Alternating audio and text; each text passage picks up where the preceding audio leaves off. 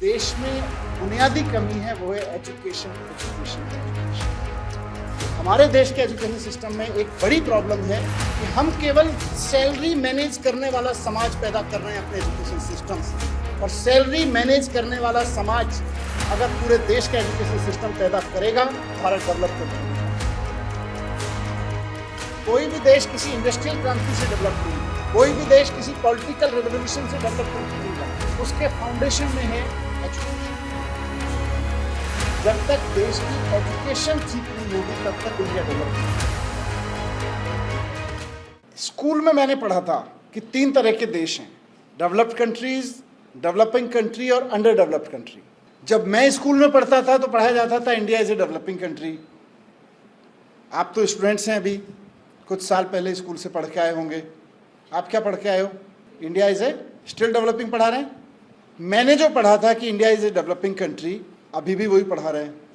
तो मुझे लगता था जब मैं पत्रकार था कि शायद हमारे देश के ना लीडर्स में कमी है। अगर कुछ अच्छे लीडर्स आ जाएंगे तो कुछ अच्छी फैक्ट्रियां खुलवा देंगे, देश तरक्की कर जाएगा और इंडिया डेवलप्ड कंट्री बन जाएगा। मुझे लगता था शायद ऑफिसर्स में कमी होगी, शायद इंडस्ट्रियलिस्ट में कमी होगी कि अच्छी इंडस्ट्री नहीं बना रहे। लेकिन लीडर, इंडस्ट्रियलिस्ट, ऑफिसर, उन सबसे पहले जो देश में बुनियादी कमी है वो है एजुकेशन, एजुकेशन, एजुकेशन। जब तक देश की एजुकेशन ठीक नहीं होगी तब तक कोई लीडर आ जाओ, कोई आईएएस बन जाओ, एजुकेशन डायरेक्टर, सेक्रेटरी बन के, या कोई इंडस्ट्रियलिस्ट अपनी जान लगा दो, सारा पैसा लुटा दो, उसके बावजूद इंडिया डेवलप नहीं हो सकता। मैंने खुद पढ़ा, मेरे बच्चे ने पढ़ा कि India is a developing country, और अगर भारत में एजुकेशन रिफॉर्म नहीं हुए तो यकीन मानिए मेरे बच्चे के बच्चे भी और आपके बच्चे भी यही पढ़ रहे होंगे कि India is still a developing country. तो इसलिए मैंने, जब मुझे मौका मिला राजनीति में आने का, तो मैंने ठाना कि एजुकेशन पे काम किया जाएगा, और या कह सकते हो कि एजुकेशन पे काम करने की मेरी चाहत ही मुझे राजनीति में लेके आई। क्योंकि पत्रकार के रूप में एजुकेशन पे काम करना मुश्किल है, पर एक पॉलिटिशियन के रूप में संभव है। तो मेरा परिचय इतना ही है कि मुझे मौका मिला और मैंने दिल्ली में एक एजुकेशन मिनिस्टर के रूप में काम किया। जो थोड़ी बहुत समझ थी मुझको, मैंने उसको एजुकेशन में कुछ बदलने की वहाँ पे कोशिश की। उस वक्त मैंने दुनिया के एजुकेशन सिस्टम्स को भी स्टडी किया और ज़्यादा। तो मैंने देखा कि आज जिनको हम डेवलप्ड कंट्री कह रहे हैं वो डेवलप्ड इसीलिए हैं कि वहाँ आज से 100 साल पहले, 50 साल पहले, 80 साल पहले वहाँ के एजुकेशन पे काम हुआ था। वहाँ एक एजुकेशन रिवॉल्यूशन हुआ था, वहाँ एक एजुकेशन क्रांति आई थी। कोई भी देश किसी इंडस्ट्रियल क्रांति से डेवलप नहीं हुआ, कोई भी देश किसी पॉलिटिकल रेवोल्यूशन से डेवलप कंट्री नहीं बना, उसके फाउंडेशन में है एजुकेशन। आज आप अगर अमेरिका को एक डेवलप्ड कंट्री के रूप में देखते हैं और आप अमेरिका की हिस्ट्री को पॉलिटिकल हिस्ट्री की जगह वहाँ की एजुकेशन हिस्ट्री के रूप में देखेंगे तो आप देखेंगे कि अमेरिका में 1870 में, आज नहीं, 1970 में भी नहीं, 1870 में वो मुकाम हासिल कर लिया था एजुकेशन में कि वहाँ के लड़के ही नहीं, 1870 में अमेरिका ने इंश्योर कर लिया था कि वहाँ की हर लड़की स्कूल जाती थी, हर लड़की भी स्कूल जाती थी। वहाँ से अमेरिका की फाउंडेशन रखी जाती है और वो दुनिया में एक डेवलप्ड कंट्री के रूप में खड़ा होता है। जापान आज ट्रस्टवर्दी टेक्नोलॉजी के मामले में आप नाम लीजिए, जापान। और आज से नहीं, मेरे ख्याल से वीसी साहब पिछले 50 साल से दुनिया की टेक्नोलॉजी में ट्रस्ट के नाम पर रोबोट, कार, कैमरा, इलेक्ट्रॉनिक्स की टेक्नोलॉजी, आप you name it, for trust you go for Japan technology. और जापान क्या है, अगर आप उसका पॉलिटिकल इतिहास देखोगे तो 1945 में जापान के 2 बड़े शहर जो उसके दिल और दिमाग हुआ करते थे, परमाणु बम से उड़ा दिए गए थे। उसकी इकोनॉमी, उसकी सोसाइटी, उसकी पॉलिटिक्स सब खत्म कर दी गई थी 1945 में। लेकिन उसके बावजूद वो राख से खड़ा हुआ और 25-30 साल के अंदर अंदर उसने टेक्नोलॉजी पे वो महारत हासिल कर ली कि 1970s तक आते आते वो दुनिया में टेक्नोलॉजी का बादशाह बन गया। किसी को घर में टीवी लगाना हो, अच्छा टीवी चाहिए, जापानीज। कार खरीदनी है, जापानीज। कैमरा खरीदना है, जापानीज। 30 साल के अंदर अंदर। क्यों? अगर आप पॉलिटिकल हिस्ट्री देखेंगे तो समझ नहीं पाएंगे उसको। लेकिन अगर आप एजुकेशन की हिस्ट्री से सर्च करेंगे तो आपको समझ में आएगा कि जापान में 1903 में ये कानून लागू कर दिया था कि वहां के हर बच्चे को एजुकेशन देना सरकार की जिम्मेदारी है। आप एजुकेशन के स्टूडेंट्स हैं। भारत में कानून कब लागू हुआ? कब लागू हुआ? 2009 में। 2009 में तो पास हुआ, 11 में लागू हुआ, बट एनीवे 9 में पास हुआ। हम 2009 में जो कानून बना रहे थे कि देश के हर बच्चे को एजुकेशन मिलना उसका अधिकार है और उसको एजुकेशन देना सरकार की जिम्मेदारी है, वो कानून जापान वालों ने 1903 में अपने यहां लागू कर दिया था। क्योंकि आपको टीचर्स के रूप में तैयार किया जा रहा है। कितना आप भारत की एजुकेशन हिस्ट्री के बारे में जानते हैं, लेकिन 2009 से पहले हमारे देश में बच्चों को एजुकेशन देना माँ बाप की जिम्मेदारी थी, सरकार की नहीं थी। कभी रिसर्च करिए इस पे, गूगल करिए, आपको मिलेंगी चीज़ें। कितना मजाक था एजुकेशन के नाम पे निर्मल जी हमारे देश में। हमारे देश के कई राज्यों ने कानून में लिख के रखा हुआ था कि बच्चों को पढ़ाना माँ बाप की जिम्मेदारी है। अगर बच्चों को माँ बाप नहीं पढ़ाएंगे तो उनको दंड लगाया जाएगा 10 रुपए। ऐसा कानूनों में लिखा हुआ है, 2009 से पहले के कानूनों में, पॉलिसीज में 10 रुपए का दंड लगाया जाएगा उन माँ बाप पे जो अपने बच्चों को नहीं पढ़ाएंगे। लेकिन वो माँ बाप कहाँ पढ़ाएंगे? उनके लिए स्कूल हैं कि नहीं है? उनके नेबरहुड में कोई स्कूल बना कि 100 किलोमीटर या 200 किलोमीटर दूर जाके पढ़ाएंगे? इस पे कोई बात नहीं थी। पहली बार हमारे देश में 2009 में माना गया कि भाई अगर देश का बच्चा है तो खाली माँ बाप का बच्चा नहीं है, देश का बच्चा है, उसको पढ़ाना देश की जिम्मेदारी है, सरकार की जिम्मेदारी है। 1903 में जापान ने तय कर लिया था। सिंगापुर, आप में से सिंगापुर कोई गया? किसी ने वीडियोस देखे हैं सिंगापुर के?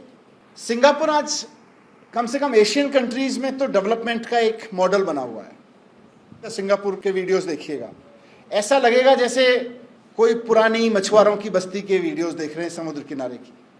1970 का सिंगापुर वो मिलेगा आपको, 60s का। मलेशिया की एक छोटी सी सबअर्बन कॉलोनी हुआ करता था, लेकिन 1964 में सिंगापुर आज़ाद हुआ मलेशिया से, और आज सिंगापुर इतना डेवलपमेंट का मॉडल बन गया है। आप सोचेंगे किसी बड़े पॉलिटिकल रिवॉल्यूशन से हुआ? नहीं, एजुकेशन से हुआ। क्वान ली ने आज़ाद होते ही बीबीसी को इंटरव्यू दिया था कि हमारे, अब सिंगापुर की ज्योग्राफी तो आप समझते हैं, समुद्र के बीच में एक छोटा सा सी लॉक्ड आइलैंड है, और छोटा सा है तो वहाँ पानी भी नहीं है पीने का ठीक से।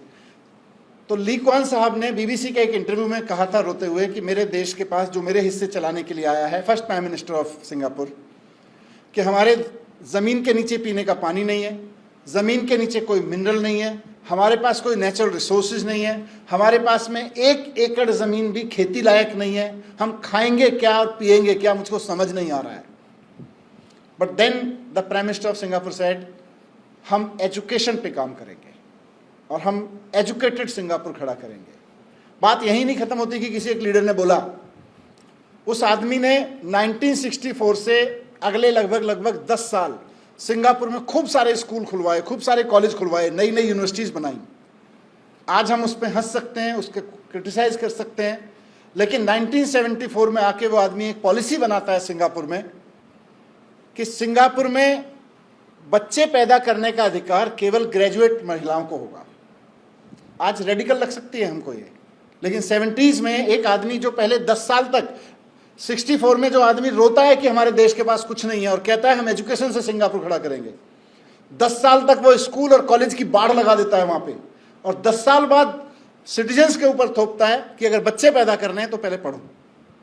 आप क्रिटिकल हो सकते हैं उसके इस व्यू पॉइंट को कि एक अच्छा मूव था, खराब मूव था, उस समय भी क्रिटिसाइज हुआ होगा, लेकिन आप सोच के देखिए कि सिंगापुर में बच्चे पैदा करने के लिए माँ का ग्रेजुएट होना ज़रूरी हो गया। अगर माँ का ग्रेजुएट होना ज़रूरी है, लड़कियों का ग्रेजुएट होना ज़रूरी है, तो जाहिर सी बात है कि लड़कों का ग्रेजुएट होना भी ज़रूरी है। लड़के और लड़कियां दोनों ग्रेजुएट होंगे तो सबसे पहले तो इकोनॉमी में योगदान देने लगेंगे। आधी आबादी जो केवल बच्चे पैदा करने में रह जाती थी, अब पढ़ गई लड़की तो घर पे तो नहीं बैठेगी, कुछ तो कंट्रीब्यूट करेगी इकोनॉमी में, फैमिली की और देश की इकोनॉमी में 50% आबादी को जोड़ लिया। और नेक्स्ट जनरेशन के लिए सोचिए कि पूरा का पूरा सिंगापुर 1990s आते आते नई जनरेशन केवल और केवल ग्रेजुएट माँ बाप के बच्चे थे सिंगापुर में। एजुकेशन को आधार बनाया। तो मैं इसलिए आपके बीच ये कहने आया हूं कि आप लोग एजुकेशन से जुड़े हुए लोग हैं, एजुकेटर बनने जा रहे हैं। इस चीज़ को समझिए कि आप खाली एक जॉब के लिए तैयारी नहीं कर रहे हैं, आप देश खड़ा करने के लिए तैयारी कर रहे हैं। आप ध्यान में रखें कि वापस वहीं से ला रहा हूं कि मैं स्कूल में पढ़ के आया था कि 3 तरह के देश होते हैं, डेवलप्ड, अंडर डेवलप्ड और डेवलपिंग। भारत, मुझे पढ़ाया गया था स्कूल में कि डेवलपिंग कंट्री है। मेरा बच्चा जब स्कूल में गया तो उसको भी पढ़ाया गया कि भारत अभी भी डेवलपिंग कंट्री है। और आपके और मेरे बच्चे के बच्चे जिस दिन स्कूल में जाएंगे उसको भी पढ़ाया जाएगा कि India is still a developing country, अगर हमने एजुकेशन पे भारत में कोई रिवॉल्यूशन खड़ा नहीं किया तो। मैं आज यहाँ आपको कोई भाषण देने नहीं आया हूँ, मैं आपको ये कहने आया हूँ कि भारत को एक एजुकेशन रिवॉल्यूशन की ज़रूरत है, भारत को एक एजुकेशन क्रांति की ज़रूरत है। उस क्रांति के लिए मैं आपको साथ लेने आया हूँ। मैं चाहता हूँ कि आप लोग आगे आके कहें, खुल के कहें। इंजीनियर नहीं बोलेगा, इंजीनियर जाएगा सड़क बनाएगा, तनख्वाह लेगा, रिसर्च करेगा, कुछ करेगा। डॉक्टर नहीं बोलेगा, वो जाएगा किसी हॉस्पिटल में नौकरी करेगा, इलाज करेगा। उसके हिस्से भारत की सड़कें बनाना, बिल्डिंग बनाना, मशीन बनाना इंजीनियर के हिस्से काम होगा। भारत के लोगों की बॉडी को ठीक रखना उसके जरिए काम होगा। लेकिन भारत के भविष्य को, भारत के आज के लोगों के बच्चों को और उनके बच्चों तक को कैसी एजुकेशन मिलेगी, वो किस माइंडसेट के साथ, किस स्किल के साथ खड़े होंगे, वो आपके हिस्से काम आने वाला है। आपको उस काम के लिए तैयार होना है। लेकिन खाली आपको तैयार नहीं होना है, देश को तैयार होना है, पूरे के पूरे एजुकेशन सिस्टम को तैयार होना है। तो यहाँ मैं लंबा भाषण नहीं, थोड़ा सा बातचीत आपसे करना चाहता हूँ, अगर आपकी सहमति है। थोड़ा इंटरेक्ट कर सकते हैं? मूड है बातचीत करने का? तो भावी टीचर्स से मैं जानना चाहता हूँ कि आपने यहाँ आने से पहले क्या पढ़ा? स्कूलिंग की, कॉलेज किया, है ना, एक डिग्री की। किस समय लाइफ में, किस समय आपको लगा कि टीचर बनना चाहिए? मैं बैचलर्स कर रही थी तब मेरे को सबसे ज़्यादा दिक्कत आती थी केमिस्ट्री। और 11th-12th में जब मैंने केमिस्ट्री पढ़ी थी तो टीचर्स ने अच्छे से पढ़ाई नहीं, तो मेरे को 12th वाली हिस्ट्री बैचलर्स में दोबारा से कवर करनी पड़ी। तो मैंने यूट्यूब देखा, तो मैंने यही सोचा कि मैं जब भी पढ़ाऊंगी तो ऐसा तो नहीं पढ़ाऊंगी जैसे मेरे टीचर ने मुझे पढ़ाया। मैंने यूट्यूब देखा, फिजिक्स वाला को सुना, तो मैंने देखा कि मैं उनको इंटरेक्ट करूंगी, क्योंकि ऐसे होता है ना, मोनोटनी क्रिएट नहीं करूंगा अपनी क्लास में, क्योंकि टीचर्स सिर्फ लेक्चर देते हैं। तो मुझे था कि मैं प्रैक्टिकल पढ़ाऊंगी और पढ़ाऊंगी बच्चों को, सो दैट वो आगे जाके ये ना बोले कि मेरे टीचर्स ने ऐसा पढ़ाया था तो मैं पढ़ नहीं पाऊंगी। फिर मैंने कोविड के टाइम ट्यूशन स्टार्ट की, तो उसके बाद मेरे को लगा कि मेरा जो फील्ड है तो टीचर में ही ज़्यादा बेहतर रहेगा। पढ़ाई करते वक्त मुझे कुछ फील आया कि पत्रकारिता करने के पहले मुझे थोड़ा पढ़ाई करनी चाहिए, क्योंकि उस समय थोड़ा पढ़ाई पे ध्यान कम देते थे। तो पत्रकारिता के लिए मैंने एक चैनल बनाया, एक तो चैनल बनाए, बहुत सक्सेस नहीं हुई यूट्यूब के लिए। यूट्यूब चैनल जी। तो उसके बाद मुझे थोड़ा फील आया कि पढ़ाई करनी चाहिए, पढ़ाई के बाद उसके बाद फिर एक्स्ट्रा कर पाएंगे जो भी करें। तो इसीलिए मैं पढ़ाई के इस एजुकेशन में आया हूँ sir. Very good afternoon, sir. Sir, I thought at the age of 9 that I want to become a teacher. At that time, मैंने सोचा कि जब टीचर साइन करती है किसी भी चीज पे, वो बड़ा अच्छा लगता है। That was a sarcastic thing. But in the COVID time, मेरे को लगा कि जैसे फॉर एग्जाम्पल मैं डॉक्टर बनी, मैं रेडियो की डॉक्टर बनी, बट मेरी लाइफ वहीं पे स्टक हो जाती है कि बस मैंने ये सीख लिया, उसके बाद दैट्स इट, मैंने एक्सरे सीख लिया, मैंने अल्ट्रासाउंड सीख लिया। बट जब बीइंग अ टीचर हम पढ़ाते रहते हैं, हमारी स्किल्स बहुत इंप्रूव होती है, एंड विद दैट हम बच्चों की स्किल्स को इंप्रूव करते हैं। So there is double benefit. That's why I want to become a teacher so that I can contribute to my economy very well. Great. Teacher धरती पे एकमात्र प्रोफेशन है जो इंसान के 360 डिग्री पे काम करता है। बाकी सारे प्रोफेशन या तो इंसान पे काम नहीं करते, मटेरियल पे काम करते हैं, या इंसान अगर मेडिकल, इवन साइकोलॉजी, जिस पे भी करो, किसी एक एंगल पे काम करता है। आपकी फिजिक्स से लेके, आपकी मेंटल ग्रोथ से लेके, आपके स्किल ग्रोथ से लेके, आपकी सोच से लेके, सब पे काम करता है। टीचर एकमात्र प्रोफेशन है। टीचर धरती पे एकमात्र प्रोफेशन है जिसको भगवान ने, अगर कहें तो ये वरदान दिया है कि तुम मल्टीप्लाई हो जाओगे। एक इंजीनियर सड़क बनाता है तो मल्टीप्लाई नहीं होता है, एक डॉक्टर किसी आदमी को ठीक करता है तो मल्टीप्लाई नहीं होता है। लेकिन टीचर अगर किसी एक साल में 40 बच्चों को पढ़ाता है तो खुद को 40 बार मल्टीप्लाई कर रहा होता है, खुद को 40 बार पुनर्जन्म दे रहा होता है। एक और क्वेश्चन रख देते हैं, क्योंकि मैंने कहा मैं इंटरेक्ट करने आया हूं। अभी आपके सामने जो रास्ता है वो एक एजुकेटर का है। आप जिस सिस्टम के प्रोडक्ट हैं, उसी सिस्टम को आप आगे चल के ड्राइव करने जा रहे हो, आप ड्राइविंग सीट पे बैठने जा रहे हो। मैं ये समझना चाह रहा हूँ फ्यूचर ड्राइवर्स से, जो एजुकेशन के ड्राइवर्स हैं, कि अभी एजुकेशन सिस्टम में जो आप लेके आए हो या आप देख रहे हो, आपको अगर कोई चीज़ ठीक करनी हो तो what is that the one thing that you would like to correct और फिक्स और चेंज? क्या एक चीज़ बदलोगे या ठीक करोगे या फिक्स करोगे? प्रॉब्लम ये है कि जो एडवांसमेंट हो रही है in the field of education और इन एनी फील्ड, उसकी पेस बहुत ज्यादा फास्ट है। सो पॉलिसी बन गई, बुक्स आ गई, सारा कुछ हो गया, लेकिन जो बीच में फाउंडेशन थी सारी एजुकेशन सिस्टम की, वो थी टीचर। जब मैंने करी बीएड, उसके बाद अपग्रेडेशन मेरी स्किल्स की नहीं हुई। सो मैं वही डिलीवर करूंगी जो मुझे आता है। हाँ, उसकी पेस बहुत फास्ट है, उसको कैच अप नहीं कर पा रहे। टेक्नोलॉजी बहुत तेजी से आगे बढ़ रही है, हमारा करिकुलम रिफॉर्म स्लो है। सबसे इम्पोर्टेंट मुझे लगता है कि टीचर का एटीट्यूड अगर चेंज कर दिया जाए, आप कोई भी करिकुलम रख लो, कोई भी पॉलिसी रख लो, कोई भी मेथड रख लो, अगर टीचर का एटीट्यूड क्लास में एक पॉजिटिव एटीट्यूड है, बहुत अच्छा एटीट्यूड है, तो वो सब चीजों को काउंटर कर सकता है। और वो टीचर एटीट्यूड से करिकुलम को अपडेट भी कर देगा, उसको पढ़ाना टीचर के हाथ में है क्लास में जाके, और वो पॉलिसीज को साथ में लेते हुए कुछ बदल भी लेगा। ये टीचर एटीट्यूड सबसे इम्पोर्टेंट है। मैं थोड़ा सा इसी क्वेश्चन में एक पार्ट बी ले आता हूँ इसका। वो डायरेक्टली एजुकेशन से रिलेटेड नहीं होगा, पर कोशिश करिएगा अगर आपके पास आंसर निकलेगा।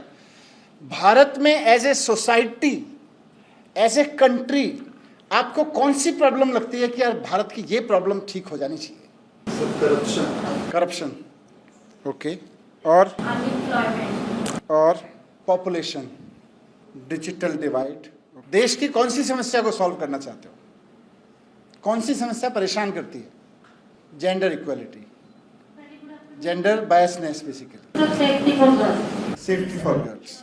हाँ जी, ठीक है, थोड़ा सा इसी का एनालिसिस कर लेते हैं। आपने कहा करप्शन। करप्शन कौन करता है? नेता और अफसर। नेताओं को छोड़ दो, बिना पढ़े लिखे बन जाते हैं, पर अफसर तो सारे पढ़े लिखे ही होते हैं, है ना। किसी दफ्तर में एक चपरासी भी बैठा होगा तो कम से कम 8वीं 10वीं पास तो होगा। करप्शन कौन कर रहा है? पढ़े लिखे लोग कर रहे हैं कि अनपढ़ लोग कर रहे हैं? पढ़े लिखे कर रहे हैं। Number 2, unemployment. पढ़े लिखे बेरोजगारों की संख्या ज़्यादा है या बेपढ़ों की? किसकी है? Number 3, population. पढ़े लिखे ही बढ़ा रहे हैं या अनपढ़ भी बढ़ा रहे हैं? व्हाट्सएप पे जो मैसेज आता है कि फलानी जाति कम हो गई, फलानी ज़्यादा हो गई, जरा और बच्चे पैदा करो, पढ़े लिखे भेज रहे हैं कि अनपढ़? बताओ, मैं क्रिटिकल हूँ। व्हाट्सएप पे उस मैसेज को फॉरवर्ड करके अगले 10 में लोगों को कौन भेजता है? पढ़े लिखे या अनपढ़? है ना। तो पॉपुलेशन की समस्या केवल अनपढ़ों की वजह से या पढ़े लिखों की वजह से भी है? दोनों की वजह से।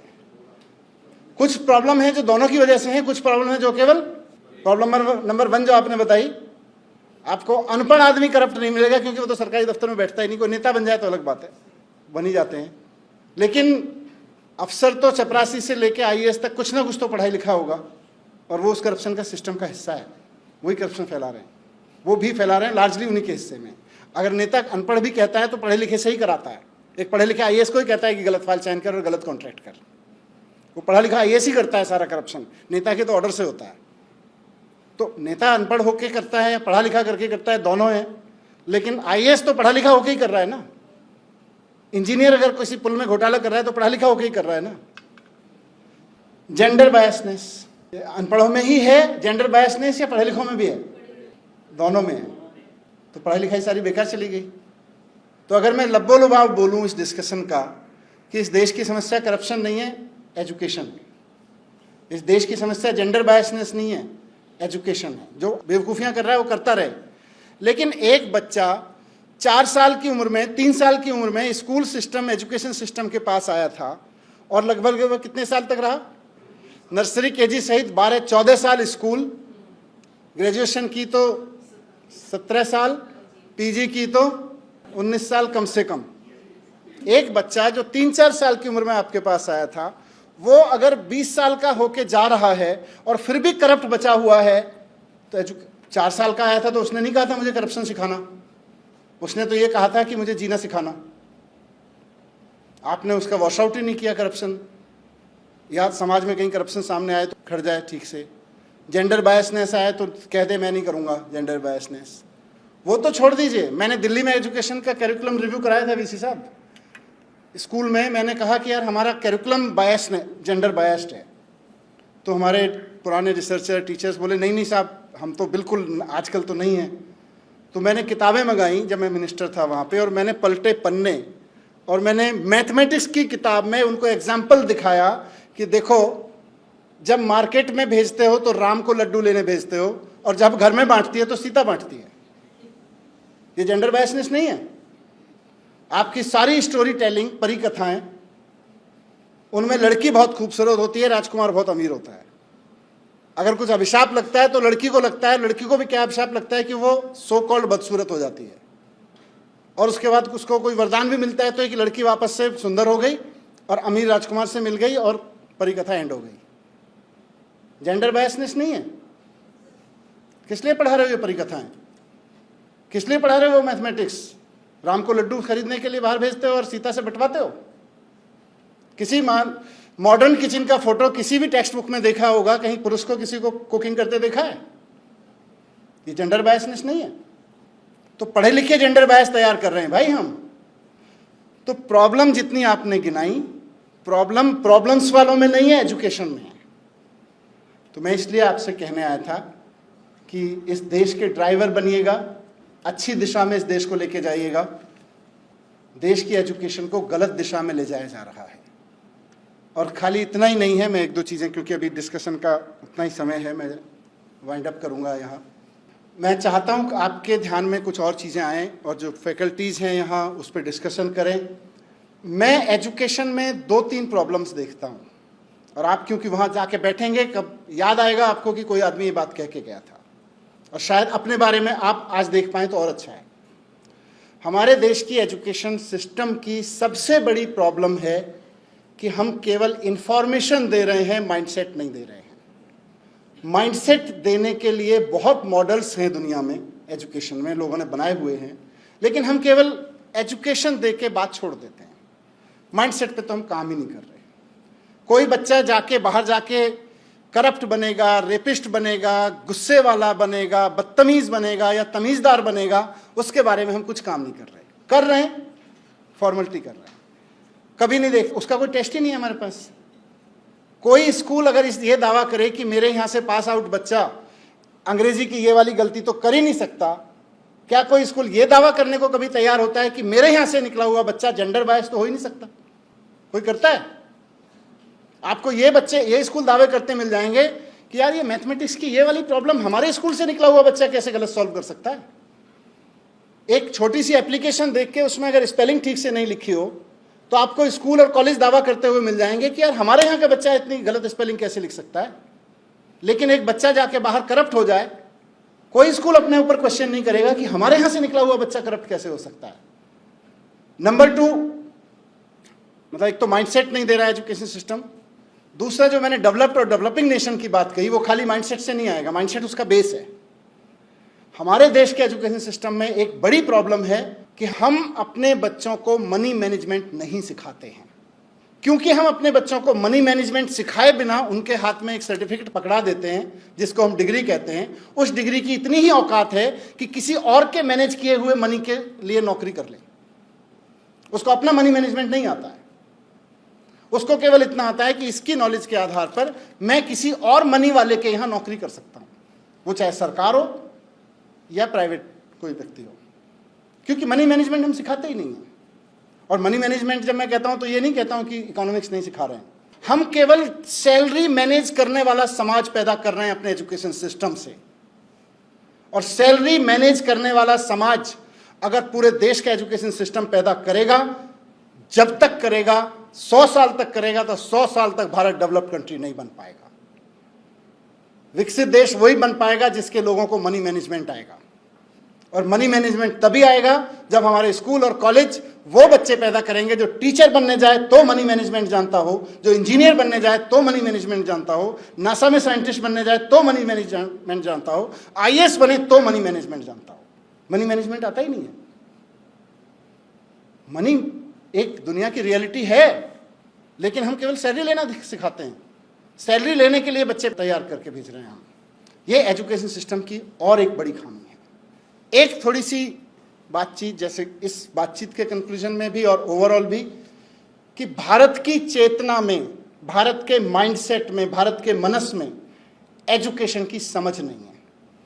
आप किसी भी माँ बाप से जाके पूछो, आप किसी भी बच्चे से जाके पूछो, कोई पर्सनली ना ले इसको, आर्गुमेंट के लिए आर्गुमेंट कर सकते हैं, लेकिन मैं ओवरऑल कंट्री की बात कर रहा हूं। भारत के मानसिक चेतना में एजुकेशन की समझ नहीं है।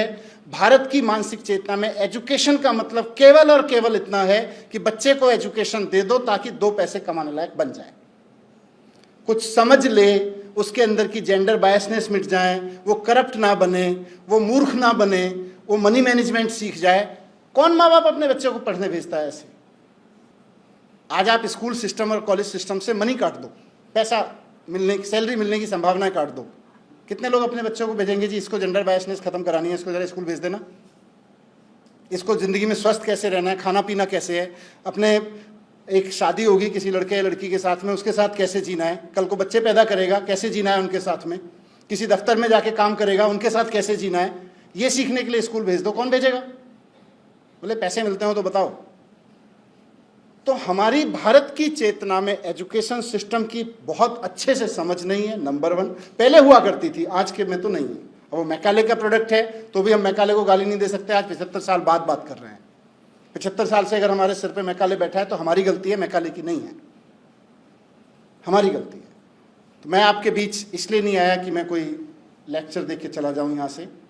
मैं फ्यूचर टीचर्स के बीच आया हूँ और इस उम्मीद से आया हूं कि आप भारत की चेतना में एजुकेशन की समझ बनाने के इस आंदोलन में शामिल होंगे। भारत के माइंडसेट में एजुकेशन में 2 बड़े रिफॉर्म चाहिए कि पहले तो माइंडसेट ठीक करना चाहिए और दूसरा मनी मैनेजमेंट सिखाना पड़ेगा, तब भारत डेवलप्ड कंट्री बनेगा। मैं भी प्रधानमंत्री बन जाऊं तब भी भारत विकसित नहीं बनेगा अगर हम एजुकेशन पर काम नहीं करेंगे। तो मैं चाहता हूं कि आप में से जो लोग आगे आके इसमें शामिल होना चाहें वो शामिल हों। इसमें इस बात को भारत के एक एक माइंडसेट में घुसाना पड़ेगा कि भारत एजुकेशन से आगे बढ़ेगा, बिना एजुकेशन के नहीं बढ़ेगा। इसके लिए एक बड़े आंदोलन की ज़रूरत है। मैंने कहा कि भारत में पॉलिटिकल रिवोल्यूशंस हुए हैं, भारत में इकोनॉमिक रिवोल्यूशंस हुए हैं, लेकिन भारत में एजुकेशन रिवोल्यूशन नहीं हुआ है। भारत में एक एजुकेशन रिवोल्यूशन की ज़रूरत है। उस एजुकेशन रिवोल्यूशन में जो आप भूमिका निभा सकें, कुछ ना कुछ भूमिका आप में से जिसको लगता है कि मुझे एक अच्छी पढ़ाई करके एक अच्छे स्कूल में नौकरी लेने या अपने जो भी आप कंपटीशन की तैयारी करना चाहते हैं उनके अलावा भी मुझे कुछ ज़िंदगी में करना है, तो मैं चाहता हूं आप जुड़ें हमसे। आप में से कुछ लोग आपस में डिस्कस करें, फिर मैं उनसे अलग से डिस्कस करना चाहता हूं जो लोग इस क्रांति में, भारत की शिक्षा क्रांति में जो लोग शामिल होना चाहते हैं। Thank you very much. I hope कि मुझे यहाँ से ज़रूर कुछ क्रांतिकारी मिलेंगे।